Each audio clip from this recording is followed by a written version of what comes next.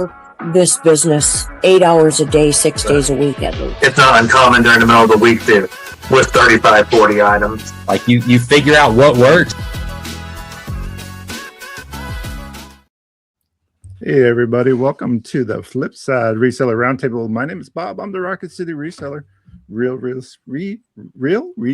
Try to do this really quick. Real resellers, real talk, real conversations. I'm gonna have to practice, y'all. Here we go. We're tongue-tied. I know, right? It's hard to say. Say it 5 times Nice fast. night for kinks.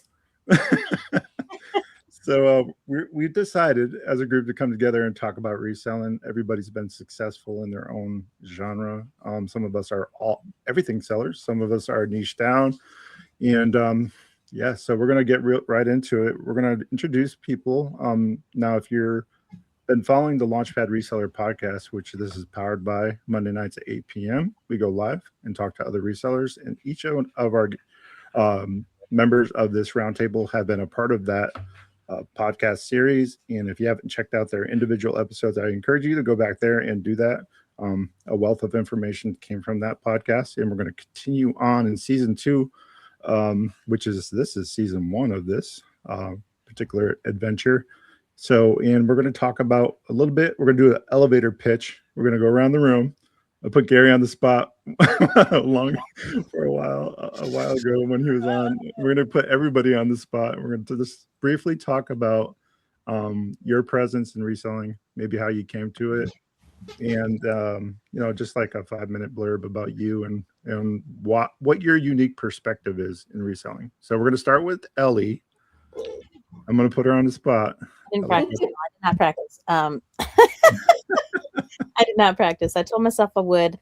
I've been reselling since about 2018, 2019. I started off really small. I actually started like dumpster diving and curbside picking. And then I had too much crap, so I had to figure out how to get rid of it. I was selling a lot on Facebook Marketplace, and I think I started eBay. I think it was December 2019. And I did it. It was like late October, early December. So I caught the last bit of like Q4. And I was hooked. And then 2020 happened. COVID happened. So like, anything sold. I was selling skis, snowboards, golf bags, tents, like not the typical tiny stuff that I sell now, plush and little toys. 2022, I moved to Tennessee with a whole store. I think I had like 600 items in my eBay store. And I got banned off of eBay. I got banned because moving an entire eBay store, and I really wasn't prepared. I started losing track of my inventory, and I had a lot of canceled orders. So it took me too long to figure out that I should have just taken everything down off of eBay. So eBay said, you've got too many canceled orders. We don't want you on our site. So I was banned off eBay for 2 years and started on Whatnot in 2022. I think I was watching Harry Tornado mention how live selling was going to be the next big thing and to get in while it was young. So I did. And I did clothes. I did plush. And I ended up like in a mix of plush and toys. I did not like clothes at all. So, Gary's like, damn you. Yeah, clothes behind you, Gary and Amy. I'm like, No competition. Well, I understand. I don't like clothes either. I couldn't. I actually got some like not so great reviews. Like I didn't always check perfectly, I guess. I wasn't used to showing live, and so that happened. And I think I did a handful of like 5 plus size. I did plus size clothes, excuse me. So it was actually popular. People are always looking for plus size. I hated it. So I did plush toys, and I do it very part-time. I've been on Whatnot since 2022. So I think I'm coming on my 4-year anniversary here, June 25th or something like that. 4 years on Whatnot, and it's just a part-time income. At one point, though, it was a full-time income. It was paying the rent and paying the bills, while my husband couldn't find a job. So it did the job for a long time. And then I kind of was able to shift as he found work. And then between somewhere in there, I started homeschooling.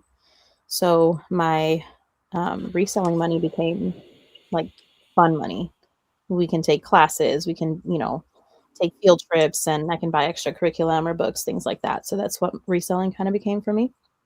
It has taken a little bit of a back burner because I do focus on the kids. So I call myself a part-time reseller with a full-time inventory because I've got two stuff to sell. I got back on eBay. Let's go. I got back on eBay this past November. So November 2025, I think, was 2 years from when I got banned in 23. They told me it was a permanent ban. They said I could never get back on. When you get that email, that's like devastating. Yeah. But I kept trying. So last June, I called support again. I think I did it through the Facebook thing. And I don't know if I chatted, I called, I did all the things that I could. And they finally told me that after 2 years, I could do an appeal.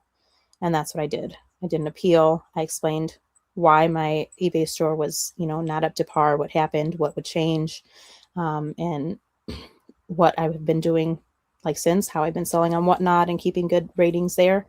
And they let me back on. So I am I think I'm just about at 100 listings or close to it on eBay now. So you got good stuff on there. That's determination, Ellie. Yeah. Wow, that's impressive. Thank you. Yeah, so that's where we're at now. That's I'm trying to bump up that eBay store because, for one, internet is a struggle for me. I have a garage, but it's detached and it's downstairs. Maybe I don't know. I can't figure out how to get my internet working out in the garage, and it's too much work to be dragging inventory up and down for Whatnot shows. So Whatnot's taking a back seat, and now I'm just trying to power through listings. And I just got on Nifty, so let's go. Go Nifty. So that's my story. That's where I've landed, and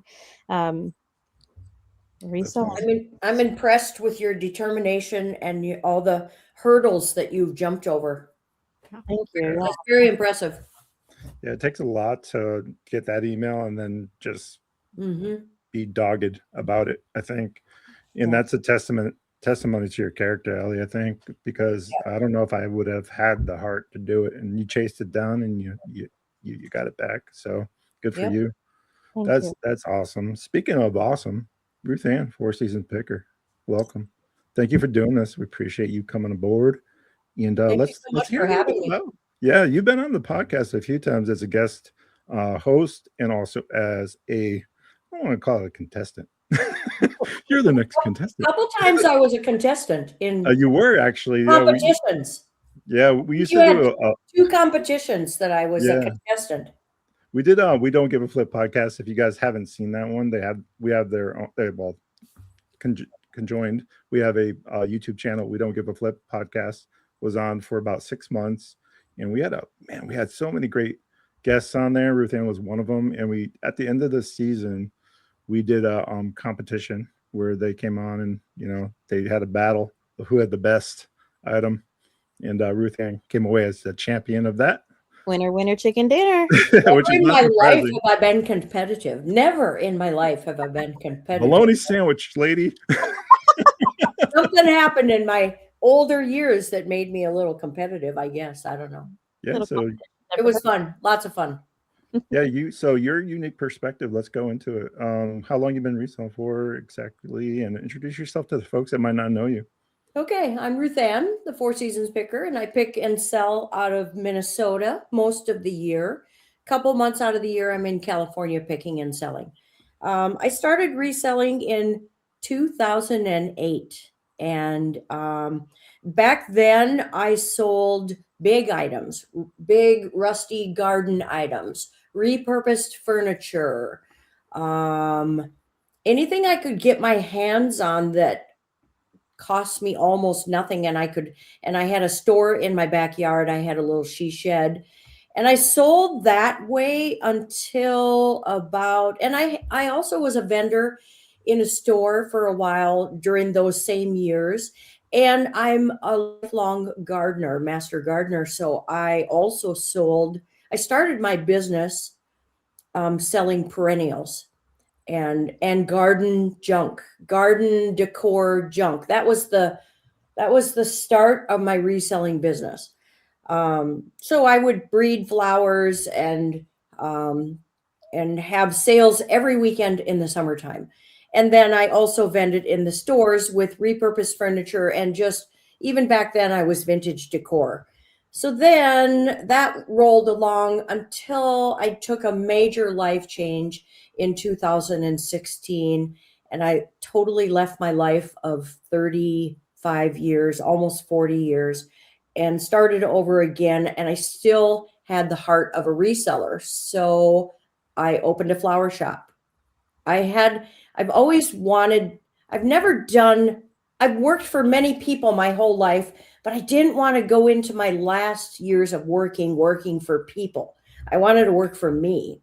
So I started a flower shop, and I worked that flower shop for 4 years. I decided I didn't want to be married to Main Street. So I sold my half of the flower shop to my partner who was running it with me. And then I went full on reselling physically in stores. Again, mostly vintage, mostly primitive items. And then in 2019, I ran into a video on reselling on YouTube. And I just started watching reselling videos like a crazy person. And one day I was listening to Kevin the Commonwealth Picker, and the other guy was Scott, the Cha-Ching King. And they convinced me by not even knowing me that I could be a reseller. So I started listing things on eBay, and my first sale got me $100 for an item that I didn't even pay for. And I just was immediately hooked. Then came COVID. And I think anybody who started right before COVID, they experienced a boom like none other. So anyway, COVID came in, and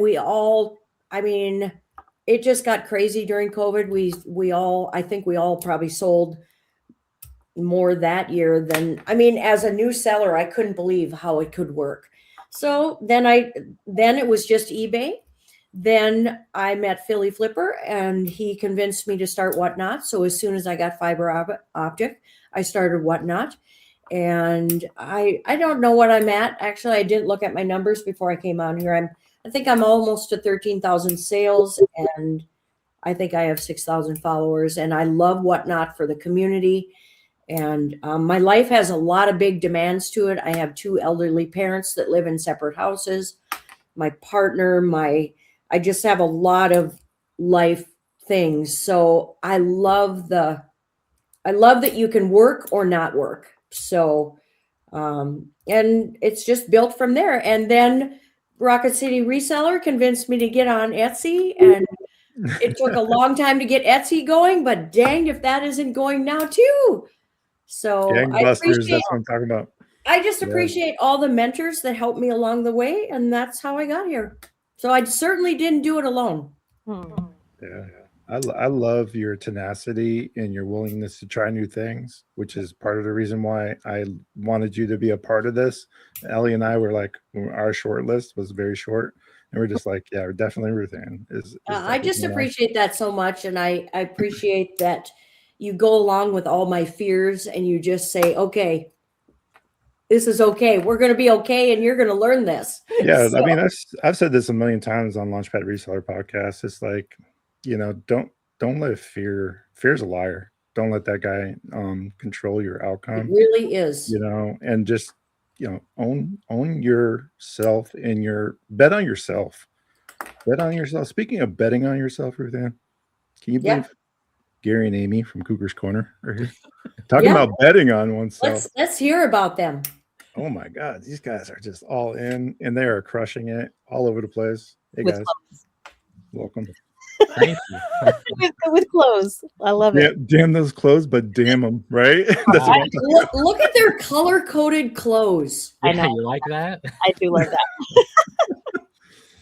that. Man. Well, Gary, you've had practice, man. You've had practice to do this. So Yeah.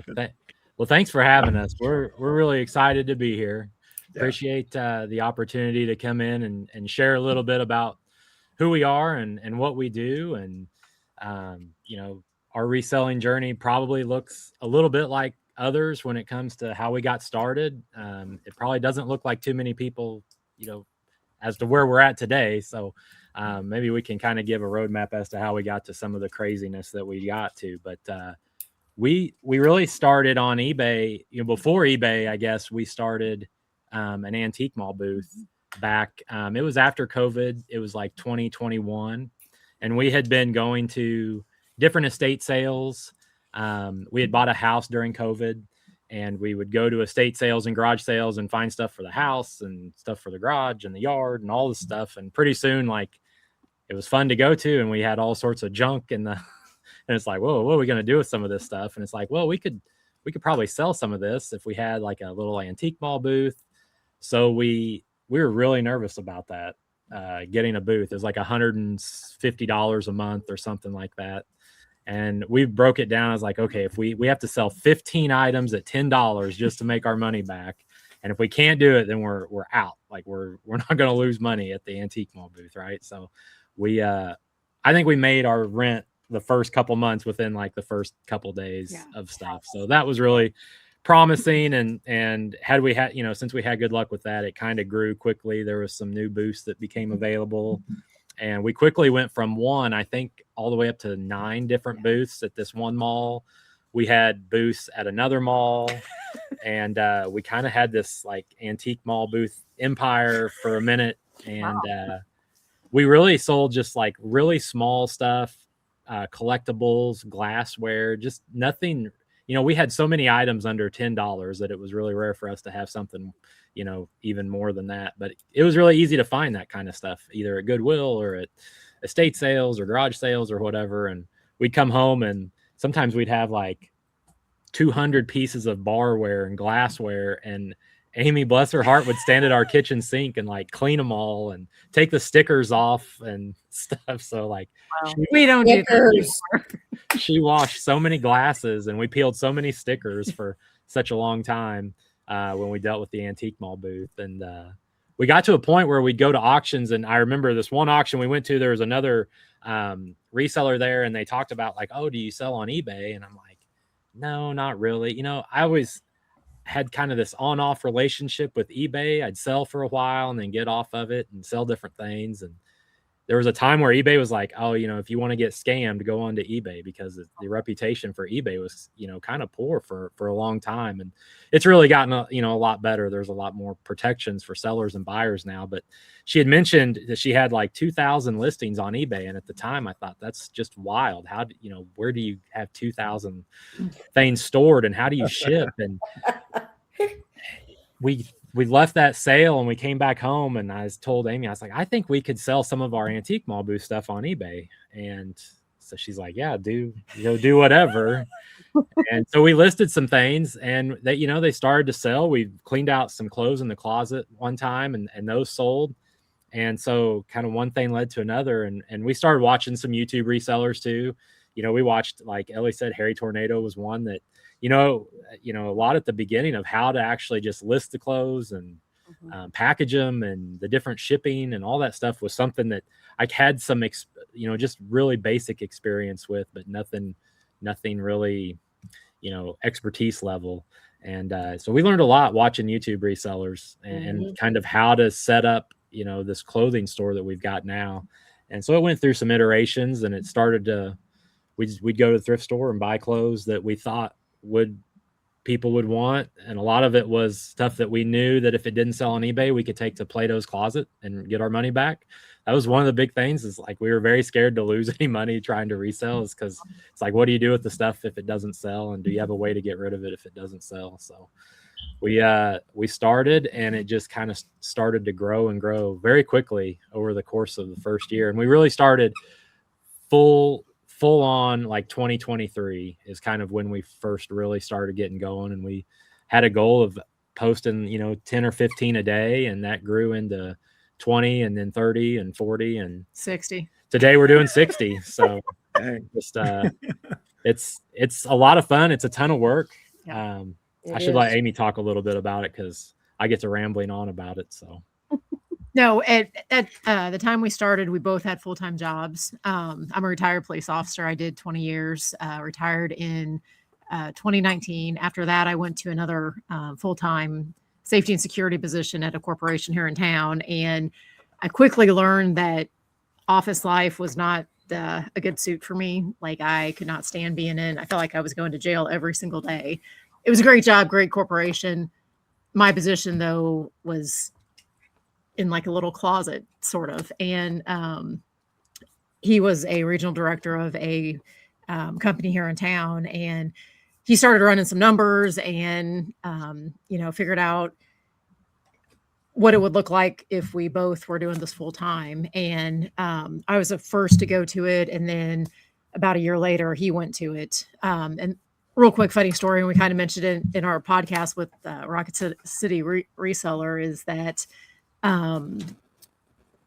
the day that he was going to go in to give his notice, we sold like 7 that day, which we hadn't had a 7-day in, I don't know, several months. And so I asked him that morning, I said, "Are you going to do it?" He goes, "Well, I don't know." Like, he had it written and everything. And even going in that day, he didn't know if, like, we had the numbers and we had everything set and everything was going to work fine. And it was just a fluke that day that it, really tested whether or not we were going to bet on ourselves or not. And we did. So. Yeah, it was a scary enough decision anyway, like to quit a job where, you've got a paycheck that hits your account every couple of weeks and you've got benefits and you get vacation time, like all that's in place. And it'd be really easy. I really got to a point at my full-time job where like I didn't have any more time to give to the job and to give to eBay. Like we were at 100% max time. I'd come home from work and we'd immediately like have dinner and I'd jump in and do like 40 or 50 sets of pictures from shirts. We'd fold them, put them all away. And then the next morning before I'd go to work, I'm doing all the shipping. So it's like, there really was no additional time. So in doing all the numbers to figure out, could I make this go as a full-time job? I'm like, okay, as long as we sell X number of day and we post this much, we had it all sorted out. And it really was the time of year where we were kind of slow. And then like the day that I'd planned to go give my notice, we sold like 6 or 7 the day before. And I'm like, whoa, I don't know, maybe this is not the right move after all, but we went with it. And I'm glad to say, because, we were able to, I could devote more time then to the reselling business after I left the full-time job. And it really allowed the business to kind of exponentially grow because now I have, even more time to donate or to give to it. And so it turned out really well. It was a great decision. But it's tough when you leave a job that I didn't hate my job. I liked it a lot and had a lot of responsibilities and a lot of people that were really good to work with and work for. But this has just been such a neat opportunity. It's something that I would have never guessed that, we could do is you could work for yourself and sell things from a thrift store or garage sale and have the knowledge and identify things that have a value and what the value is and you can provide.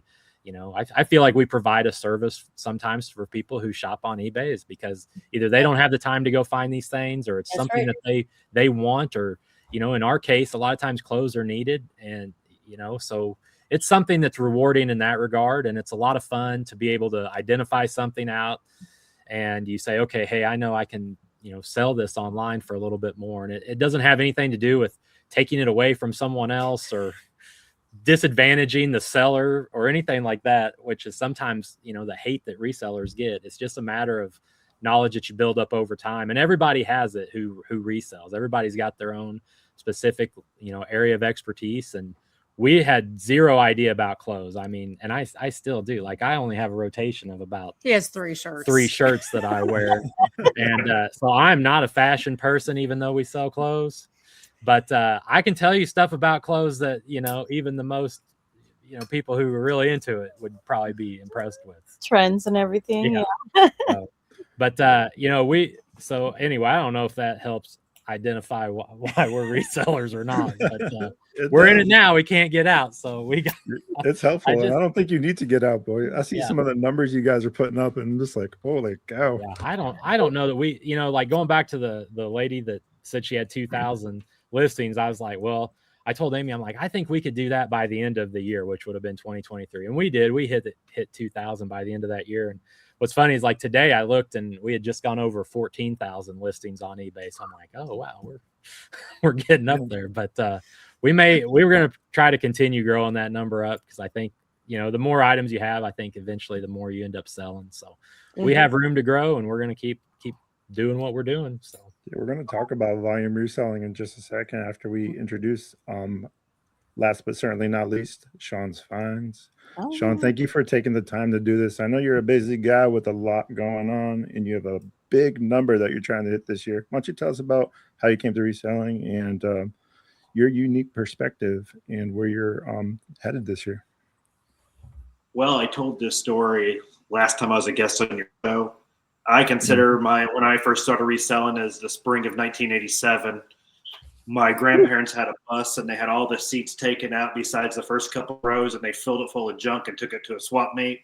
And they used to ratchet strap my baby seat to one of the seats, because buses don't have seat belts, take me to the flea market with. So technically, that's my first.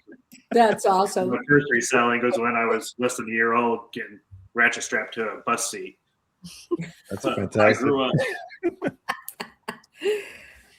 I grew up really poor, so most of our household stuff came from yard sales. So it didn't take me too long to figure out that stuff's cheaper at yard sales than it is at the store, and sometimes it's too cheap at yard sales. I remember I played youth soccer growing up, and one season Mom couldn't buy me cleats.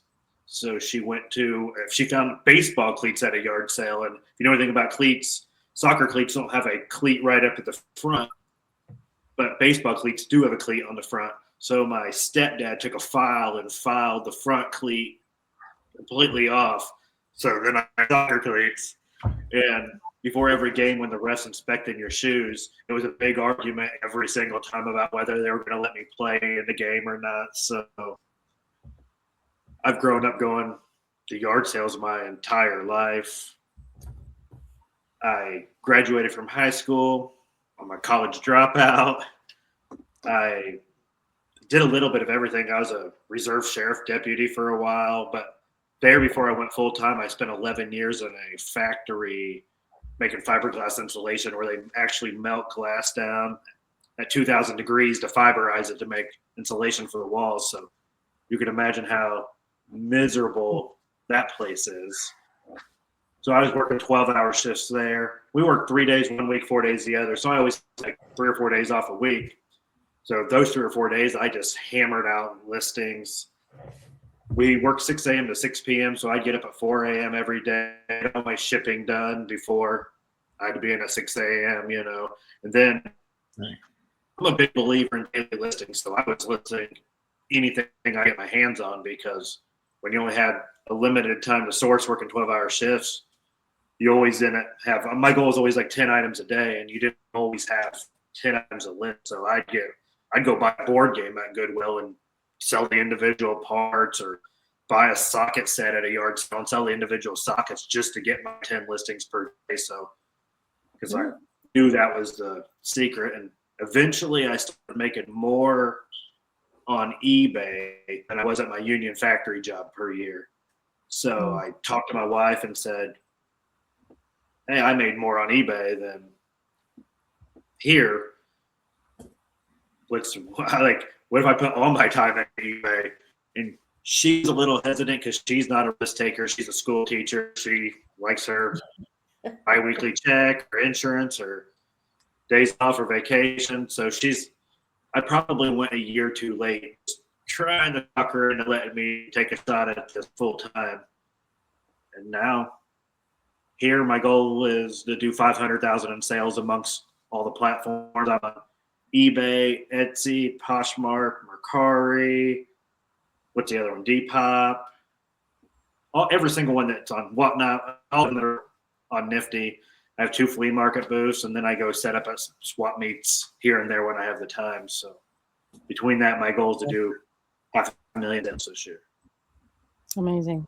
So does anyone at all help you, Sean? Because that is my biggest question for you. No, but my wife will. I have a second eBay account that my wife will list like at Christmas time if she switches out her Christmas decor and she's like, I don't like this anymore. Or she changes the clothes closet. She'll list on that account, which is a really small account, but all the numbers you see me post outside of that second eBay account are me. Wow. It's incredible. And I think one of the secrets to Sean's success that we were talking about offline, and Sean, stop me if you don't want me to give away your power secrets. Power secrets there. I'm taking notes. What Sean does is something that I've known about, but we don't do for us. He does it where he does lists and sell similar. So he finds a listing that's similar to what he has, and I have one. I want to sell one like this, right? eBay has a feature for that. So correct me if I'm wrong, Sean. You do that, and then once that's listed, you then take that and import it through Nifty, and then cross-list it over. Is that right? Yes. Yeah. I can't That's say how I enough. do it too. Yeah, that I've tried definitely to is list a work. through Nifty, but Yeah. you still have to go to eBay and get a comp. So if I'm going to have to be on Nifty and then go back to eBay to get a comp, I might as well just click sell one like this. And if I'm using a sold, that title already sold in the past. Let's say I use that title and it's sold already. So somebody else liked that listing enough to buy it. Sometimes I got to change the title a little bit, but that listing already worked once on eBay, so it should work for me. So it's not a bad list. Yeah, it's not a bad way to go about it. Now, is it the only way? Definitely not the only way to do it. That's just the way it works best for me. Yeah. I think for us, well, I suppose I should take my turn, right? And tell you all about Bob, the Rocket City reseller, and how I came to resell.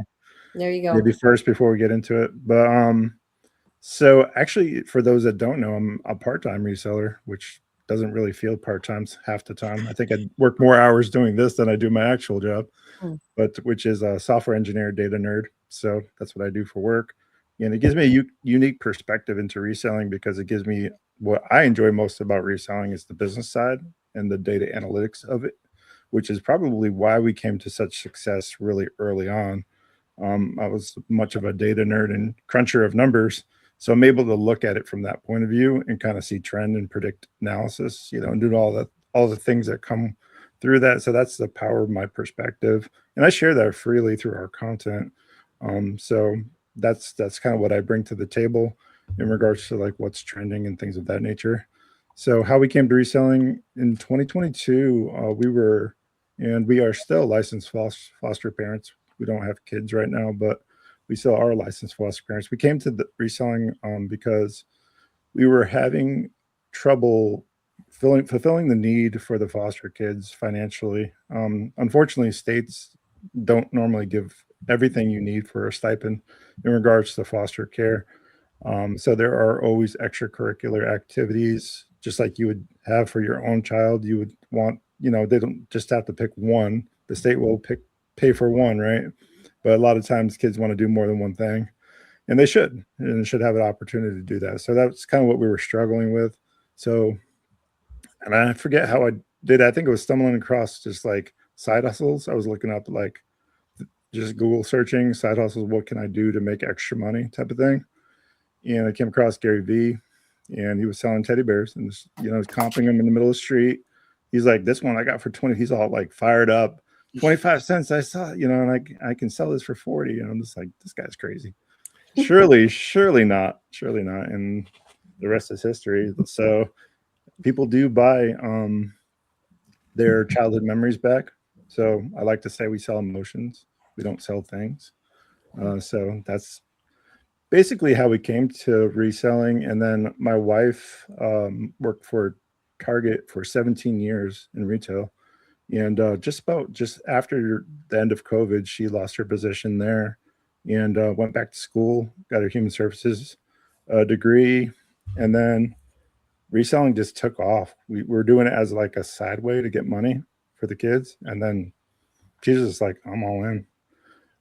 So she went full time reselling, and we haven't looked back in regards to that. She damn near makes as much as I do reselling stuffed animals than than I do software engineering, if you could believe that for a second. Can you believe you just said that sentence out loud? No, I mean, for a while, you know, early on in our marriage, we had literally nothing. I grew up poor too, Sean. So you know, extremely so. So early on in our marriage, I mean, we had the shirts on our backs, you know, pretty much. We didn't have anything when we first started. So we've come a long way in the short time we've been married. We've been married about 11 years now. So I think what it does, reselling, it is a lever, or it can be a lever for some. Now, is reselling for everybody? It's hard to say like what that answer is for a lot of folks. Some people try and are very good at it because they learn quickly and they can maneuver and pivot. So we're going to talk about it. Do you think reselling's for everybody? Gary's like, I think it depends on what you know beforehand, if you did your homework, because with the world of live reselling and with these YouTubers showing big numbers and like, I think a lot of people are like, this is easy. I can do it. I can get behind a camera, or I can list a couple things, and they think they're going to make quick money. And they don't take account for how long it's going to take you to list, how long you're going to be out there sourcing, how long you're going to be out there shipping.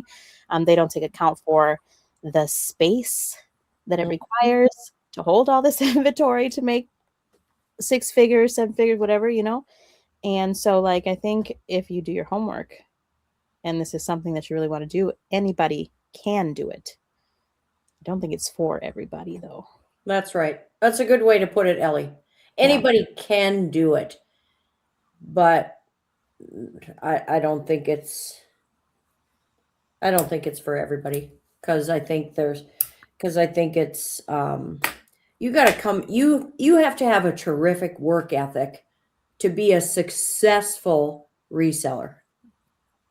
I mean, you just have to love work. Which I think we all do. So, because they share numbers like I do, and I'm sure their DMs. I'm sure you get a lot of DMs on Facebook. Like, how can I make this work? How do I get deals like you? And then the first thing I ask them is, how many items do you get listed? And it's always something like 40 or 150 or 200. And I always just say, you're gonna need a lot more than that. And they're like, well, how much? And I'm like, hit me up when you have 4,000 or 5,000, and then you're gonna have the daily sales. And most of the time they're honest, and they're like, I can't do that many. And I'm like, well, this isn't for you if you're not willing to put in the work to have several thousand listings, because people who are putting up the crazy numbers are the people who have at least 2,000 listings. But to have to sell 15, 20, 30 things a day, you're going to have 4,000 or 5,000 listings. Absolutely. Yeah. You can't have started 5 minutes ago. Yeah. And you personally get ignited. Once you learn more listings, more sales, then you just get hungry for that. Then pretty soon the business is like lifting you up, and you just can't wait to get more listed. You know? So if you can get past that point of, wow, this is a lot of work, but it pays off, then I think people can really do it. But you got to get there. It's the inertia of first starting, I think, is really hard for some people. It takes a little bit. A body in motion stays in motion, and it's true for reselling too. As soon as you gain a little bit of traction and you get motion, if you stick to it and push forward through it, like there's gonna be times that it's hard. Like I quit Whatnot because I couldn't push through it. So that's just really what happened. I just couldn't take the time and pour into something when I wasn't seeing the traction. Now, if I would have stuck with it and took my own advice that I'm about to give, I think I could have pushed through, because we did it in reselling, right? But my passion wasn't there. So I think it's a balancing act between forward momentum and what you're enjoying doing as well. So if you're not enjoying the reselling, maybe think about it. Be passionate about what you're selling. Now, did I have to pick stuffed animals and teddy bears? Kind of fit our story, right? Because you got to remember we're getting foster kids, and when they come in our house, can you imagine their reaction, right? So they're like, what is absolutely happening right now, you know? So yeah, that's kind of lended to that. Plus my wife had a childhood that we could all dream of, where she had a lot of things like this growing up. So she has a very keen eye for toys and collectible things because she had a lot of that stuff growing up. So there's that as well. So I think live selling and static listing are two entirely different beasts. So Yep. they're I agree. absolutely day and night, and you can succeed in either one. But just know that you can succeed in both. Even they're just completely. They can complement each other really well if Mhm. you set it up right and your expectations are set up correctly. But you know, when you go online or you see people on social media, sometimes it's has to be this or that, and it doesn't necessarily have to be that. It can be both. It can be a combination. So I think it's important though that you have to have the right expectation. You have to have the right mindset for either one because they are very different, just like you said. Yes. And I think too, as a loan seller, I have no one to figure my checkbook, no one to source, help me source. Well, I do have two exceptional friends that help me source. But I've had to put up boundaries, and Bob knows this. I've had a couple stages of burnout over the last year, and I've had to really get smart about how much I push myself, because this business, I am very passionate about it, but when you have such a passion, then you end up pushing yourself over the edge of the cliff. And that can happen really easily when you're a loan seller, because nobody's coming to help you pack up the 150 pieces of glass that you just sold. So it was exciting to sell them, but now, you know, and if I don't have a healthy balance between static and live selling, I just crash and burn, and then poor Bob gets a call. yeah, but what people don't realize a lot of times when you first meet me is I'm a reseller's reseller. I will stop everything and give you the one thing that is most precious to me is my time. It's the thing that I don't have very much of, quite honestly. So I try to give that to certain people that I feel have not earned it, but where I see them actually trying, right? And I think when you see someone that's actually gritty and willing to try and keep showing up and keep picking themselves up, failing fast and failing forward, it's hard not to be like that, like try to help that person. So I don't mind taking those phone calls and walking people off the ledge. I'm really good at it. That's a good way of putting it. I mean, it's the truth, but you know, I had people do that for me too. I've talked about it on podcasts before. You know, Ryan from Gulf Coast Pickers, when I was hitting the whatnot wall in the beginning, he helped me. So it's important to have mentors and people that you can talk to in community. I met Ellie through whatnot. I met y'all through the podcast. So it's just like a snowball effect. I think if you put out good things come back to you. I think that's a fair thing to say. I know, Gary, you've been doing one-on-ones on your channel with people, like helping them with their closets and like their businesses. So, I mean, what's that been like for you? That's been really eye-opening because so many people experience some of the same barriers or the same obstacles and some of the same challenges that we all do. And what's interesting, you know, reselling can be a very lonely occupation. I mean, especially, you know, we're lucky because we have each other, but even, you know, between us, we're working at different times of the day. A lot of times we're in the shop at different times. I may be out here in the morning. Amy's out here in the afternoon. So a lot of times for resellers, you know, you're kind of on your own. And so it's hard. You may be experiencing a challenge, or you may be thinking of something and you're like, you know, I'm the only person experiencing this. I've got slow sales. I can't find anything to source. I'm not, you know, getting any traction on my listings. And I think the biggest eye-opening thing for me is doing some of the one-on-ones and the store reviews is that by and large, a lot of people are facing the same challenges. And it's, you know, where do I find, you know, items that people want? How do I source them for a good price? How do I list them to where they get seen and get sold? And a lot of it boils down to just, you know, sometimes trial and error.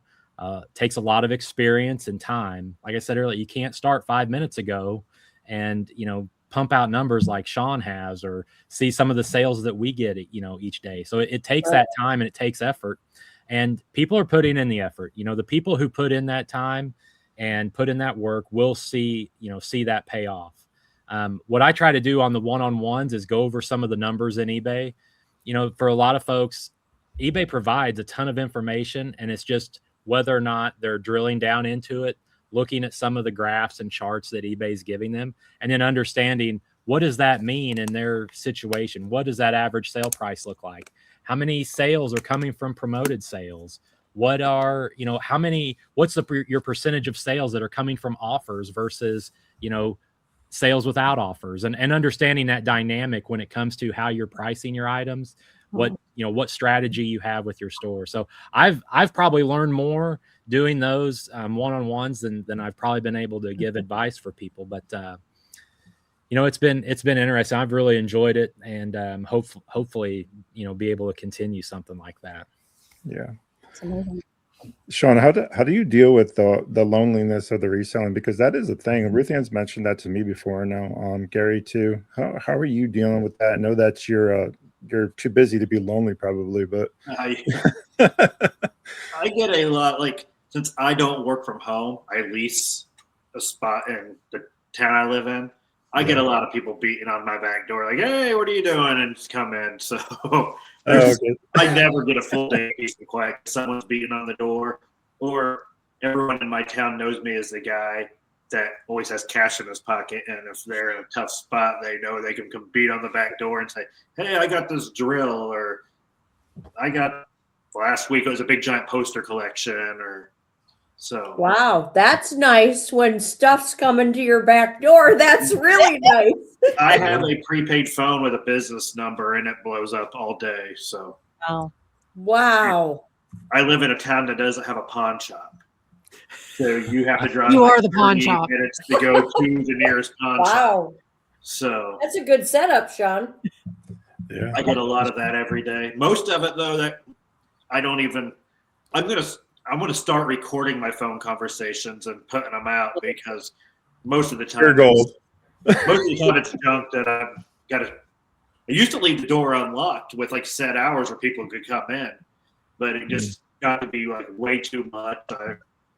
People bring in rocks from the parking lot, and they dug into my dumpster and brought me stuff that I've thrown away in my dumpster. I really have to screen who I'm going to give my time to before I even let them come to the shop. So a lot of times I'll call and say, "I have this." I get a lot of the Beanie Babies or the Disney VHS phone calls. Wait, those aren't good? Hummels or the Precious Moment figures. I get a lot of those phone calls. I would say the Beanie Babies are not the way to go, but we built an Etsy empire off of TY. Yeah. I will say that. Yep. Beanie Boos. Talking about the flip side of this conversation, the unloneliness, Ellie. The unloneliness of what we got 4 kids. How do you find time to list? And let's talk about it. We have a pretty solid schedule. I used to struggle with this a lot more. It's more than work-life balance, I think. I don't know, maybe you call it that. But as a homeschooler, I really had to find a routine, especially because I have ADHD. I was diagnosed with ADHD when I was like 11 years old. So my ADHD is, if it goes uncontrolled, I'm scatterbrains. So I am trying extra hard to homeschool because I really feel passionate about it. And to do it in a way that I make sure that they succeed. So I make sure to take the mornings at least until 12, sometimes until 2. And so they have a online academy that they use, and then I'll do extra with them and work extra with them. But while they're on their tablet work, I can be listing. And so when 2 o'clock hits, I think 2:30, the kids here are released from the school. It's right here. And my kids are friends with all of the other kids that go to school.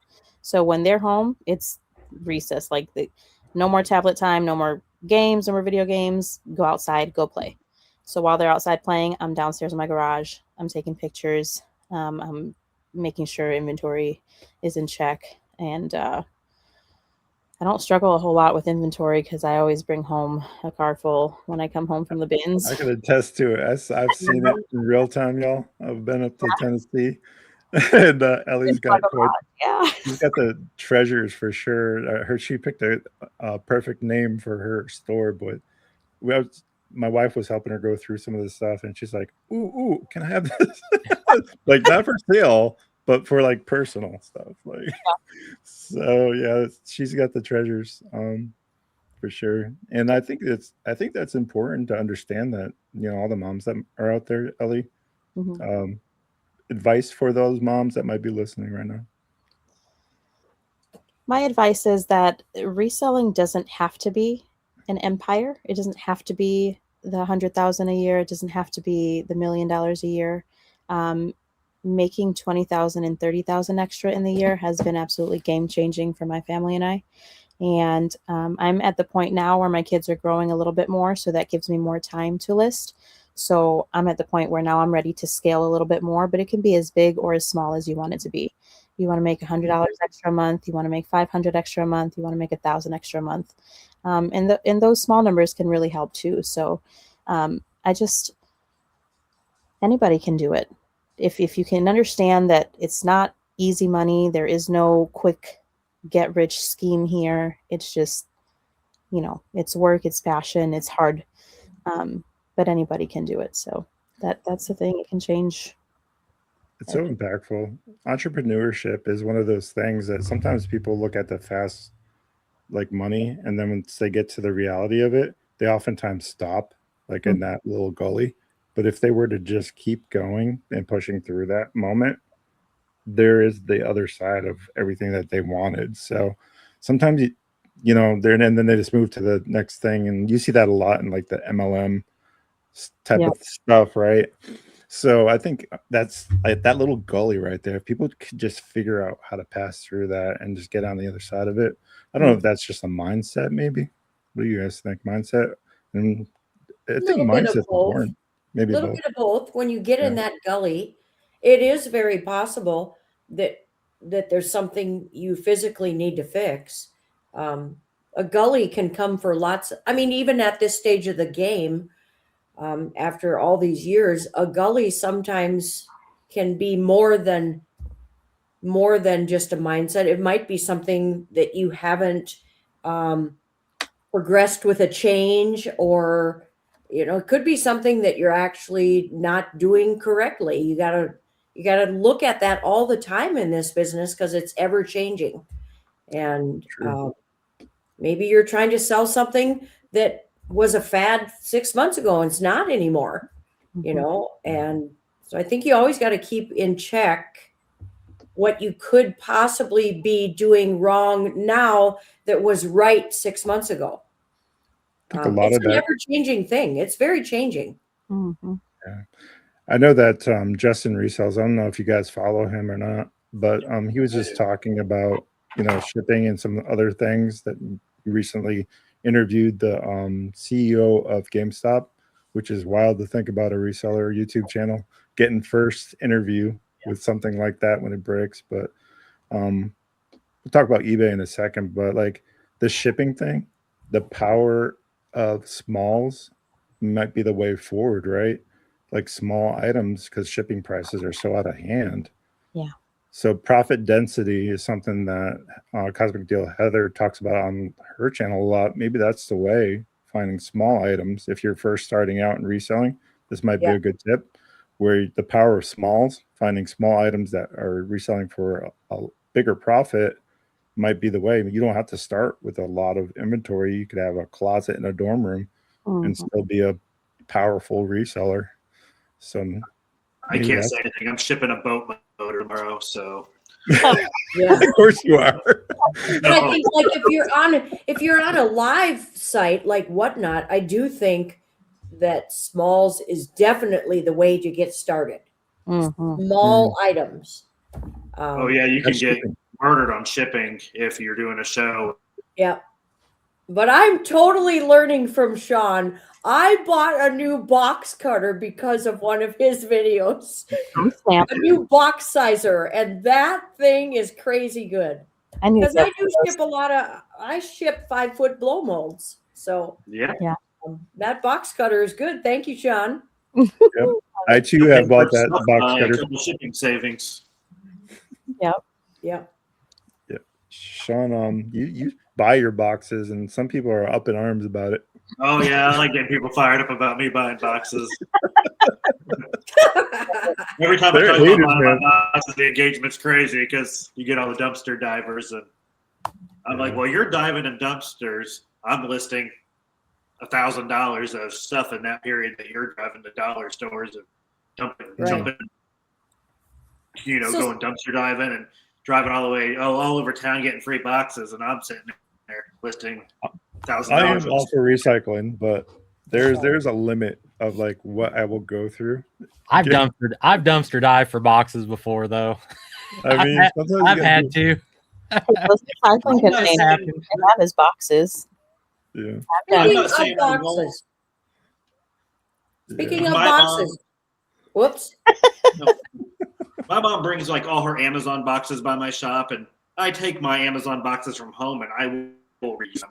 I just don't waste time going to go find boxes because I feel like the time's too valuable. Just for me to drive to a dollar to get a handful of boxes, I could list that boat motor, a chainsaw, or anything that well covers the tiny fraction box cost in my overall sale of these. So.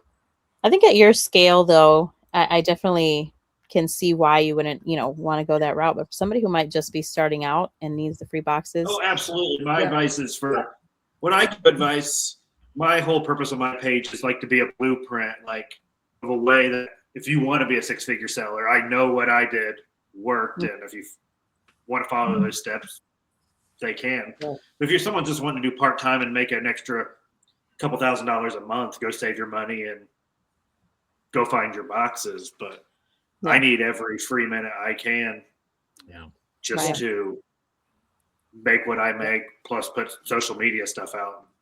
My numbers are a little down since when I started doing social media because it takes forever, an hour a day or whatever. So Yeah. Do you have a hot tip about boxes? Yeah, what I want to ask Sean is, since he is buying boxes, all the research you've done, where is the best place to buy boxes? I buy mine from Granger. If you have a Granger, if you have a Granger local, you can order online and you can do free in-store pickup. Oh, nice. So, like when you buy them on Amazon, the shipping is built into the price. But if you're doing in-store pickup on Granger, you're actually just paying the price on the boxes and not having to pay for free shipping who build it into the price. Mm-hmm. And then I pay for a thing called the Granger Red Pass where I pay an annual fee and they ship to me for free. But nice. So I save that time from driving to Granger. But if you have a Granger we have a Granger on just about every corner in Alabama, it seems like. Yeah.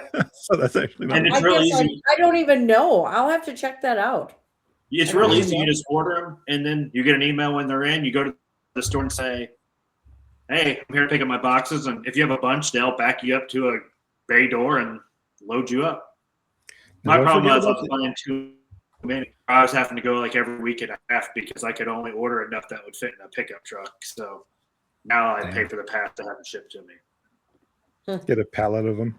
Don't forget you got your eBay store discount too. A lot of people forget sometimes. If you have an eBay store, you get a discount, and I use mine to get boxes. I use mine as well. Yeah, so it's definitely something to you keep mean in mind. your quarterly discount? Right. Yeah. So every quarter, if you have a store, and I think it's past the basic store, maybe. I'm not even sure if the basic store has it.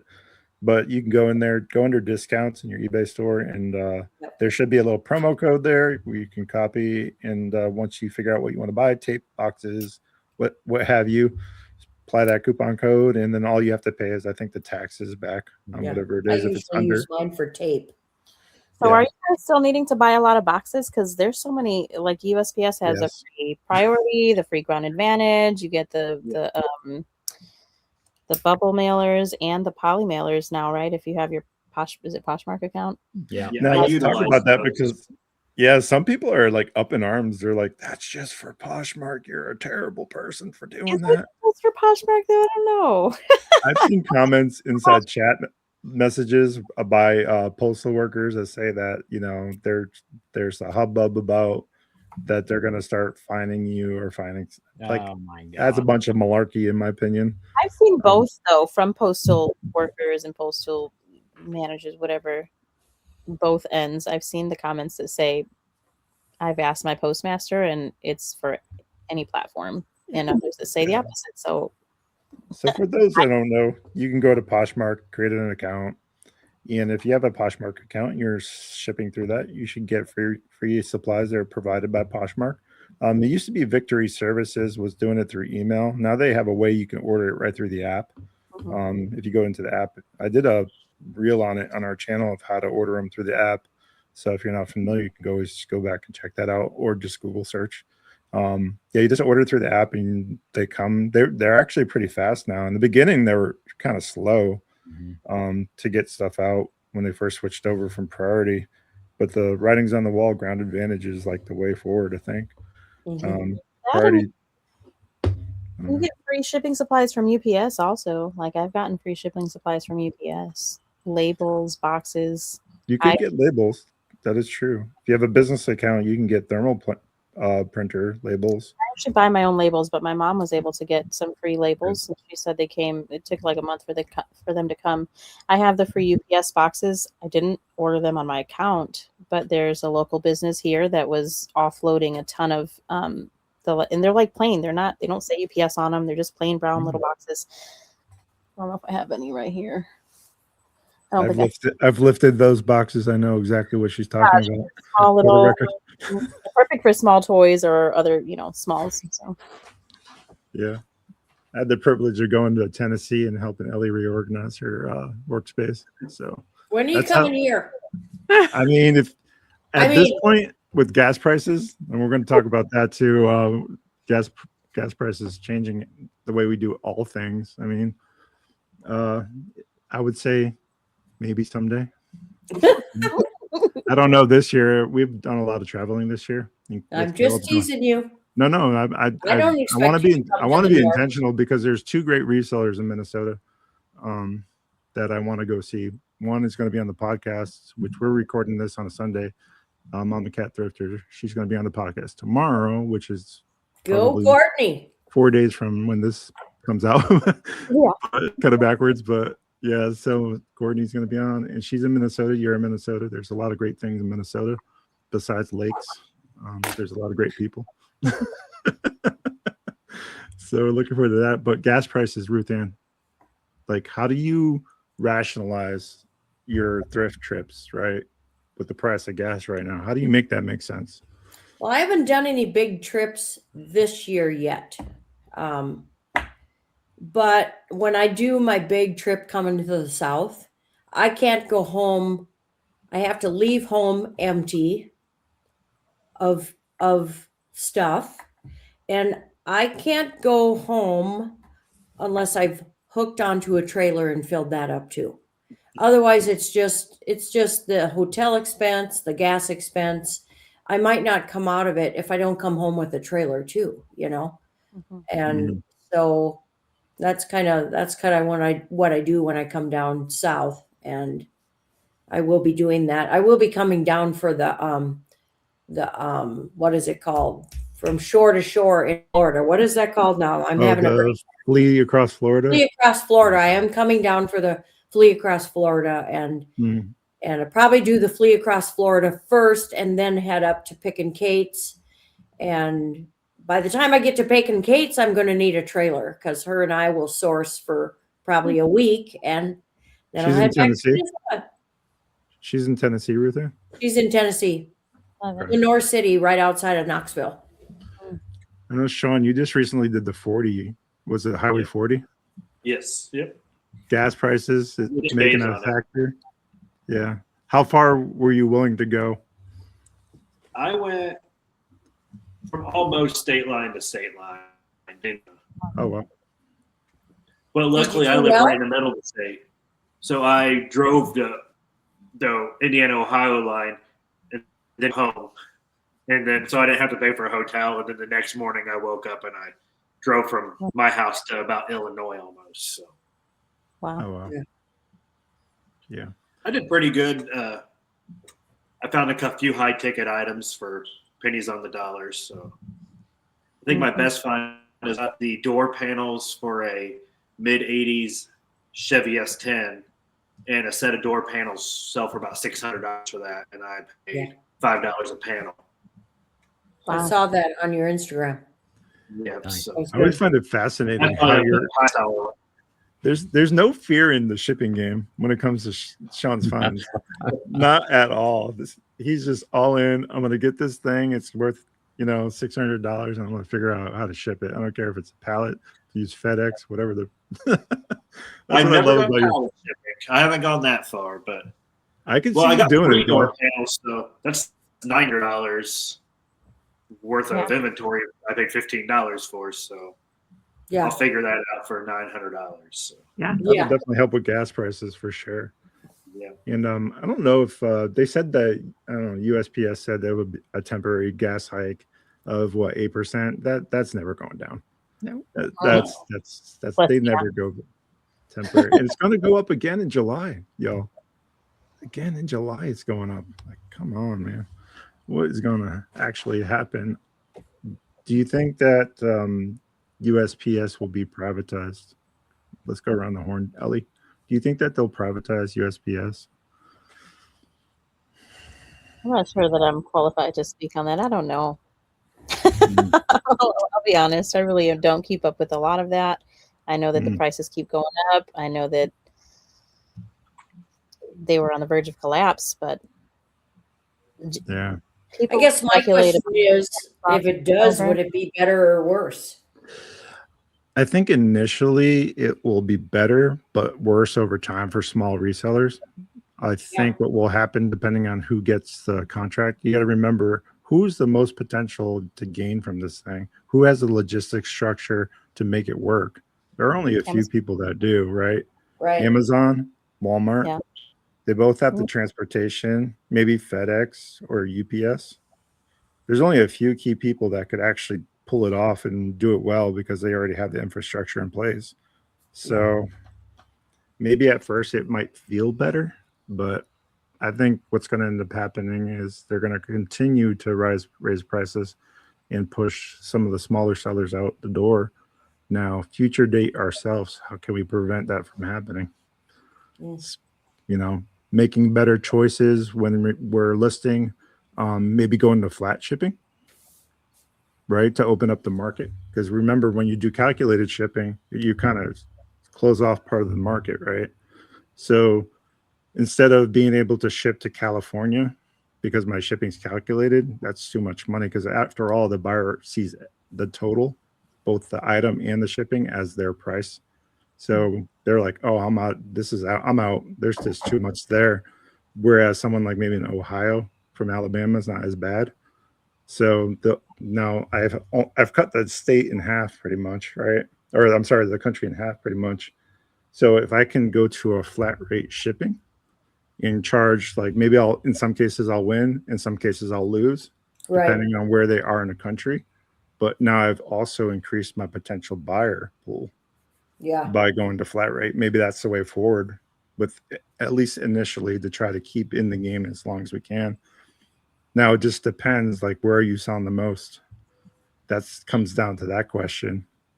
Now you can get that information from your analytics. You can definitely download your CSV files, sort by the states that you sell to, and figure out where you're selling most to, and kind of get a general idea, like, where that number is, and use that as your flat rate.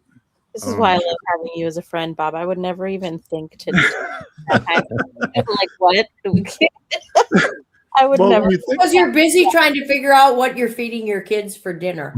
Well, I mean, there's that, right? You have 4 kids to try to educate on top of reselling, on top of a whole husband. Like, so, which is just like another kid, let's face it. I mean, replaced with little Hot Wheels. You so- said it. You said it. We didn't. I love Val. Val's great. Shout out to Val.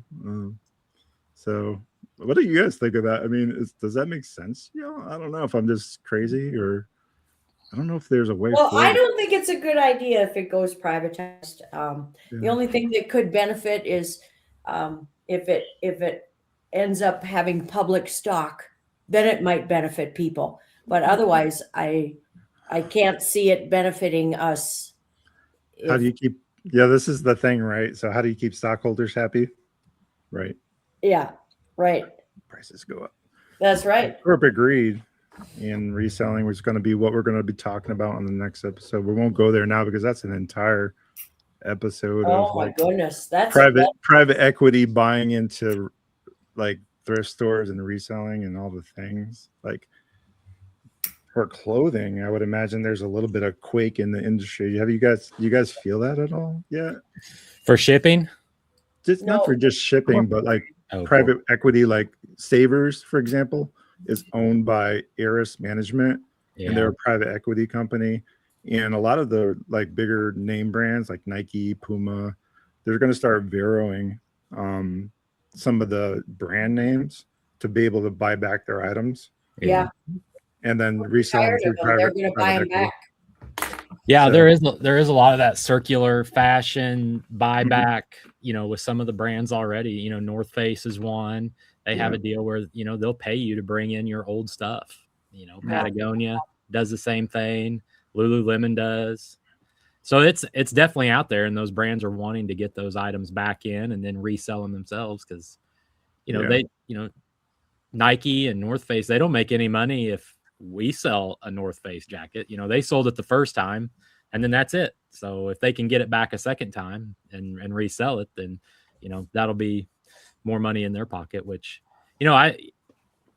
I don't know, how to enforce, if you have a used item and eBay says you can't sell this brand and this brand and this brand, it's like, where does that stop? At what point does eBay say, okay, there has to be some sort of boundary or threshold here to allow people to continue to sell branded items on our site? So I don't know. That's something that eBay will have to sort out with those brands. But I could see where you're coming from. I could see where, at least that conversation starts and that slope starts to get slippery. Yeah. It's a little bit of a scary, not to doomsday this thing, because there's still room, I think, for a lot of people. Because when we're even in a bad economy, there's wants and needs. And I think you guys do a good job about selling needs, whereas our business model is more sort of wants. Like, you don't necessarily need this, what we sell, whereas you sell wants.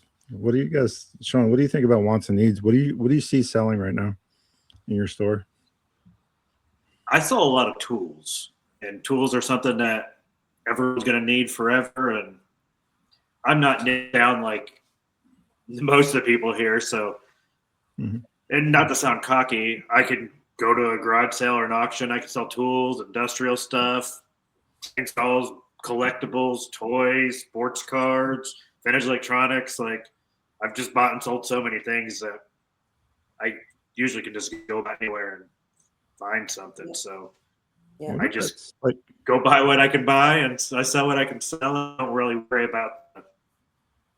What if that's a trend because of the economy is bad and that possibly people are buying tools to be able to fix things, whereas they would just have soon as bought? Because we're living in a very disposable kind of country and a way of thinking about a lot of things, which makes reselling sometimes challenging. But I think people are still finding value in buying secondhand. Obviously, we're all very successful at reselling.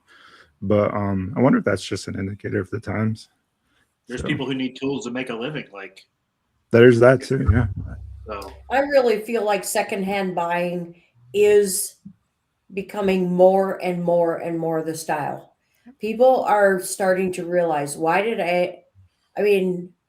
even people I know that have plenty of money to walk into a store and buy new, they're like, why would I do that? But it still boils down to the people that actually have time for the hunt. If they don't have time for the hunt, they're going to Cabela's to get the fishing shirt, or they're going otherwise. I do think that secondhand, it used to be, I mean, 20 years ago, people were like, you go to the thrift store all the time. And now it's just like people just love the thrift store. So Yeah. I think two major factors play into it.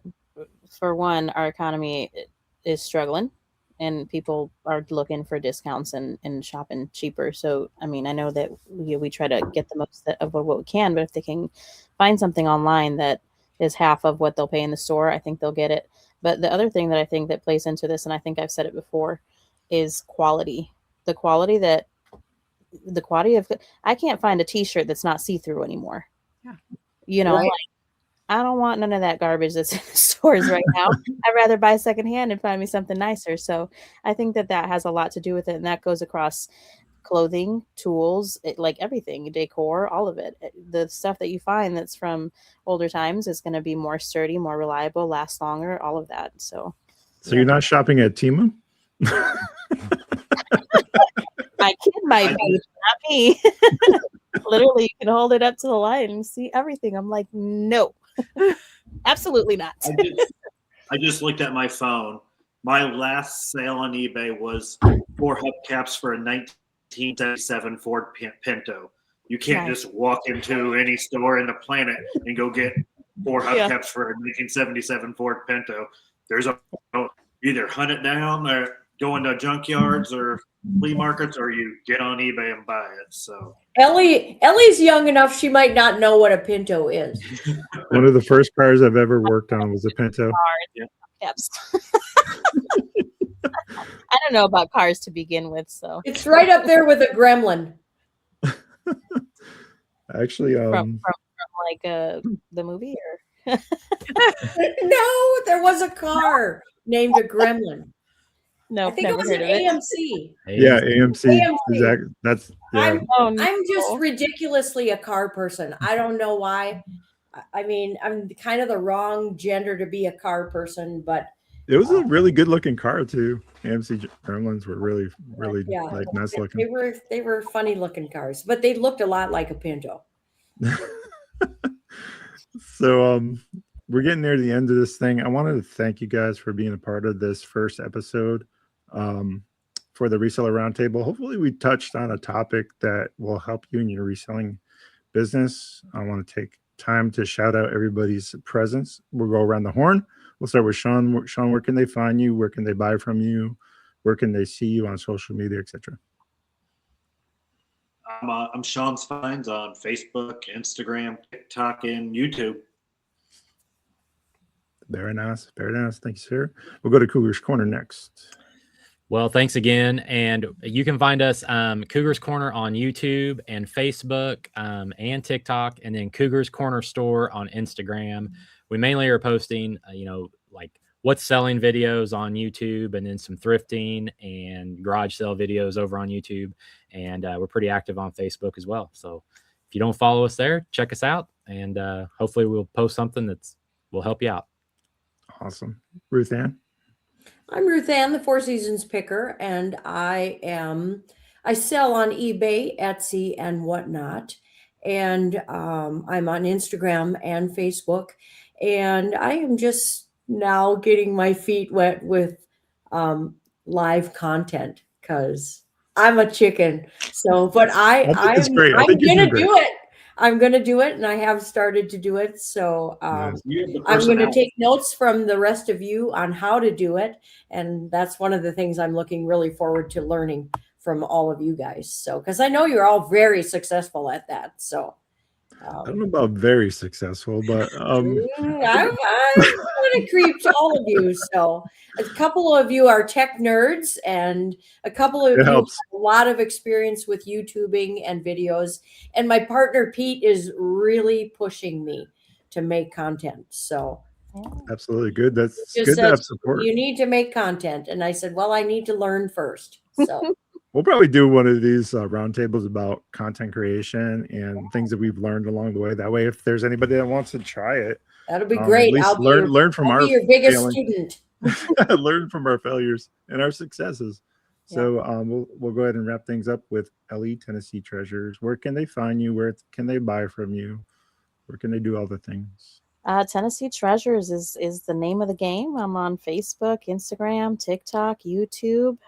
Tennessee Treasures on Whatnot, and I think my eBay is Tennessee Toys and Treasures. So you can find me across the board. Nice. Very nice. And of course, there is I, or me, or whoever I am. Rocket City Reseller, pretty much everywhere. YouTube, Facebook, Instagram is Rocket City Reseller HSV, which is the Huntsville Airport. I'm so creative. Someone want to give up the name on Instagram, and I'm kind of mad about it. But that's where you can find us on our eBay. If you want to buy from us, if you have a plush or toy need, you can check us out at Rocket City Reseller Toys. Or sorry, it's Rocket City Toy Store on eBay. So if you need a toy, we sell anything from pre-owned to new, and you're welcome to come out and check us out. And we'll go ahead and end it there. Want to thank you guys for being a part of this reseller roundtable. A lot of great information still yet to come, so don't miss out on that. And we'll go ahead and wrap this one up. Appreciate you guys, and we'll catch you on the next episode. Thank you so much. Thank you. Yeah. Thanks.